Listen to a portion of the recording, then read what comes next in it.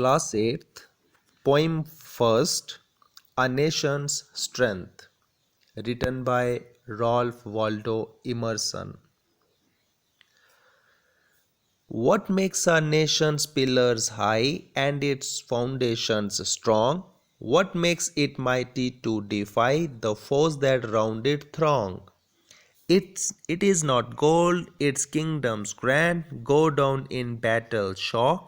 Its shafts are laid on sinking sand, not on abiding rock. Is it the sword? Ask the red dust of empires passed away. The blood has turned their stones to rust, their glory to decay. And is it pride? Ah, that bright crown has seemed to nations sweet, but God has struck its luster down in ashes at his feet. Not gold, but only men can make a people great and strong. Men who for truth and honor's sake stand fast and suffer long. Brave men who work while others sleep, who dare while others fly. Their builds our nation's pillars deep and lift them to the sky. तो first stanza है इसका, what makes a Nations pillars high and it's foundations strong. यहाँ पे poet ये कह रहा है कि क्या है वो जो नेशन का पिलर हाई बनाता है, ऊंचा बनाता है, एंड इट्स फाउंडेशंस स्ट्रॉन्ग, और उसकी जो फाउंडेशन है, उसकी जो नींवें हैं वो मजबूत बनाता है, स्ट्रॉन्ग बनाता है। What makes it mighty to defy the foes that round it throng? और वो क्या है जो इसको ताकतवर बनाता है उनसे लड़ने के लिए जो दुश्मन इसके इर्द गिर्द इसको घेरे हुए हमेशा रहते हैं। सेकंड स्टांजा है, it is not gold it's kingdoms grand go down in battle shock. ये सोना नहीं है, गोल्ड नहीं है, या इसकी बड़ी बड़ी किंगडम्स नहीं हैं जो कि लड़ाई के एक ही झटके में डाउन हो जाते हैं, तबाह हो जाते हैं। Its shafts are laid on sinking sand not on abiding rock. इसके जो बर्छे हैं, जो इसकी शाफ्ट है, वो एक धंसती हुई रेत पर पड़ी है, ना कि किसी सख्त चट्टान पर। Is it the sword? Asked the red dust of empires passed away. क्या ये इसकी तलवार है? पूछता है ये लाल धूल से, उन धूलों से ये पूछता है, और उन एम्पायर से जो बीत चुके हैं। The blood has turned their stones to rust, their glory to decay. और उन खूनों से, वो खून जिसने पत्थरों को जंग लगा दिया है और इसकी जो ग्लोरी है, इसकी जो ग्लोरी थी उसको तबाह कर दिया। And is it pride? Ah, that bright crown has seemed to nations sweet. और क्या ये इसका प्राइड है? क्या ये इसका जो फ़क्र है, इसकी जो प्राइड है, जो इसका है प्राइड, क्या वो या फिर वो चमचमाता ताज? कहता है वो चमचमाता ताज, मुकुट लगता है प्यारे नेशन, ये है बहुत प्यारा नेशंस को। जो प्राइड है, जो ब्राइट ताज है, वो बहुत प्यारा होता है किसी नेशन को। But God has struck its lustre down in ashes at his feet. लेकिन गॉड ने उसके जो चमक थी उसको एकदम से धूल में मिला दिया, ऐश में मिला दिया, राख में मिला दिया, जो कि पड़ा है उनके कदमों में। Not gold but only men can make a people great and strong. सोना नहीं, गोल्ड नहीं, सिर्फ इंसान बनाते हैं किसी भी नेशन को ग्रेट और स्ट्रॉन्ग, मजबूत और उसको ग्रेट बनाते हैं. Men who for truth and honor's sake stand fast and suffer long. वो लोग जो सच्चाई के लिए और अपनी इज्जत के लिए खड़े रहते हैं और सफ़र करते हैं, खड़े रहते हैं और सब कुछ सहते हैं अपने ऊपर. Brave men who work while others sleep, who dare while others fly. वो बहादुर लोग जो काम करते हैं जब सभी सो रहे होते हैं और जो हिम्मत दिखाते हैं जब सभी भाग खड़े होते हैं. They build a nation's pillars deep and lift them to the sky. वो लोग बनाते हैं किसी भी नेशन के जो पिलर्स हैं उनको गहरा और उन्हें आसमान तक ऊंचा लिफ्ट कर देते हैं. आसमानों की ऊंचाई तक वो पिलर्स बना देते हैं, खड़े कर देते हैं. ऐसे लोग ही होते हैं जो नेशन को ऊंचाइयों, आसमान की ऊंचाइयों तक लेकर जाते हैं. Now textual questions. In the first stanza, the poet wonders about certain things. What are they? First stanza में जो पोइट है वो सर्टन थिंग्स के लिए बहुत हैरान है, कुछ चीज़ों के लिए बहुत हैरान है. वो क्या क्या हैं? In the first stanza the poet wonders about what makes a Nations pillar high and it's foundations strong. First stanza में पोइट हैरान है कि वो क्या है जो नेशन के पिलर को ऊंचा बनाते हैं और उसकी जो नींवें हैं उन्हें मजबूत बनाते हैं.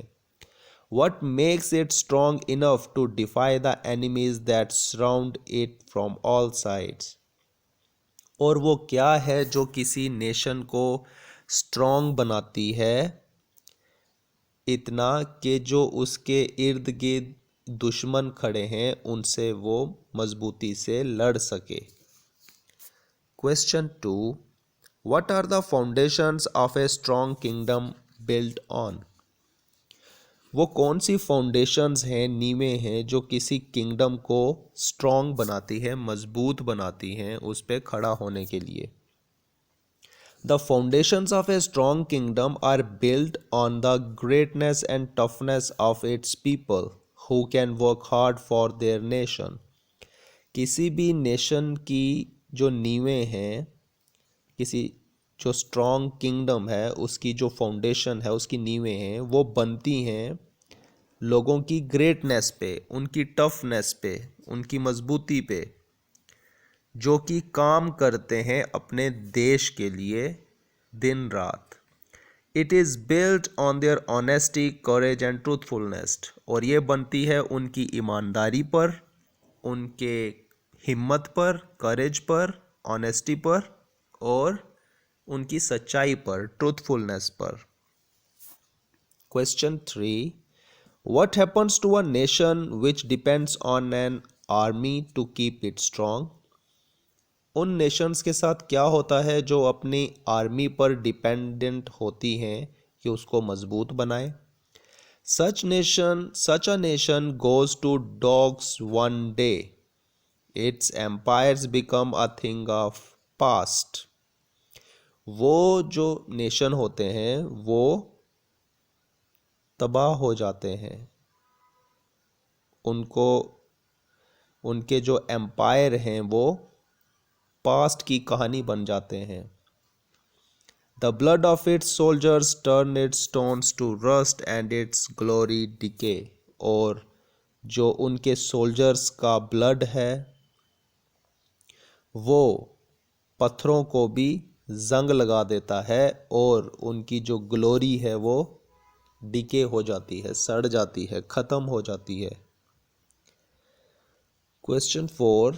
When a nation becomes proud, what does God do? जब एक नेशन प्राउड होता है, अच्छा बन जाता है, तो जब जब प्राउड बन जाता है, जब उसको घमंड हो जाता है किसी नेशन को, तो गॉड क्या करता है? जब एक नेशन प्राउड होना शुरू हो जाता है, घमंडी हो जाता है, तो गॉड क्या करता है?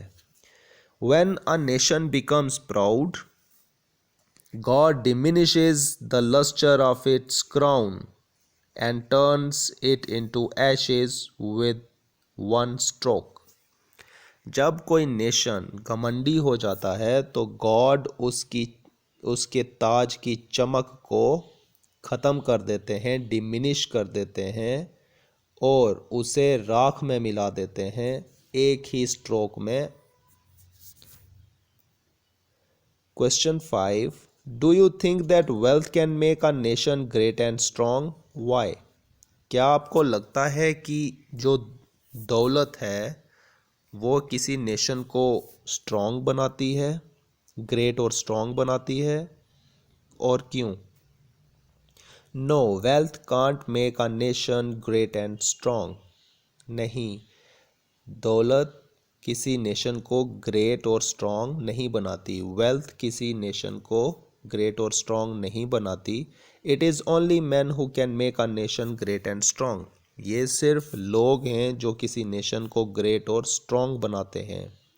The man who can stand fast for the sake of truth and honour and who can suffer hardships for their nation can make their nation strong and great.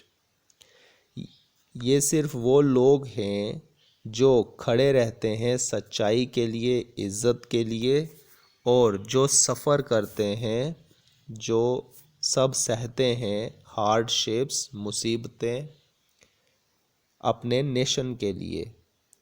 वही एक नेशन को स्ट्रॉन्ग बना सकते हैं और ग्रेट बना सकते हैं। Question 6. What can the brave do? बहादुर लोग क्या कर सकते हैं? Brave man can work hard for their nation. बहादुर लोग बहुत हार्ड वर्क कर सकते हैं अपने नेशन के लिए। They work while others sleep. वो काम करते हैं जब सभी सो रहे होते हैं। There dare while others fly. वो हिम्मत दिखाते हैं जब सभी भाग जाते हैं। They build the pillars of a nation deep and lift them to the sky. वो उनके नेशंस के पिलर्स को डीप बनाते हैं और उन्हें आसमान की ऊंचाइयों तक लेकर जाते हैं। Question 7. Explain the following lines. They build a nation's pillars deep and lift them to the sky. In lines को explain करो. In the lines, the poet wants to say that the men who are brave and courageous build the pillars of a nation deep and lift them to the sky. In lines में poet ये कहना चाहता है कि वो लोग जो बहादुर हैं, ब्रेव हैं, हिम्मत वाले हैं, करेजियस हैं, वो बनाते हैं किसी भी नेशन के पिलर को डीप, गहरा, और उन्हें लिफ्ट करते हैं आसमान की ऊंचाइयों तक, आसमान तक। In other words, such men make the foundations of a nation strong and take it to great heights of glory. दूसरे शब्दों में ये कहें तो ये वो लोग हैं जो किसी नेशन के फाउंडेशन को स्ट्रॉन्ग बनाते हैं और उसे बहुत ही इज़्ज़तदार बनाते हैं।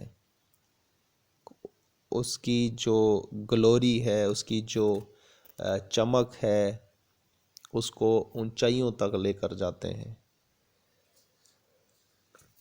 Now, language work. In this poem, certain consonant sounds dominate.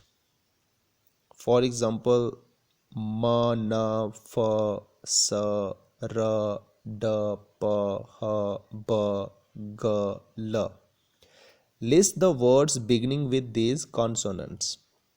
तो इन कॉन्सोनेंट साउंड्स जो हैं, ये जो आवाज़ें थी, इनसे शुरू होने वाले वर्ड्स जो हैं पोइम में वो कौन कौन से हैं? तो फर्स्ट है मैन, देन मेक्स, उसके बाद nation, then force, shock, shaft, sand, sword, र से रस्ट, रॉक, ड से डस्ट, डाउन, डेयर, प से पास्ट, ह से हाई, ब से ब्रेव, ब्राइट, ग से गोल्ड, ग्रैंड, ल से lift, long, late. So the second part, the poem has a fixed rhyme scheme in each stanza, that is A B A B. Pick out the rhyming words, for example high, defy. तो इस poem में fixed rhyme scheme है हर stanza में, that is A B. तो rhyming words जो हैं उन stanza में हम देखते हैं कौन कौन से. The rhyming words are strong, throng, तो ये राइमिंग वर्ड्स थे. Then grand, sand, then shock, rock, dust, rust, away, decay. उसके बाद है क्राउन, डाउन. उसके बाद है sweet, feet, then make, sake, then strong, long, then sleep, deep, then last is fly, sky. तो ये सब राइमिंग वर्ड्स हैं जो यूज़ हुए हैं इस पोइम में.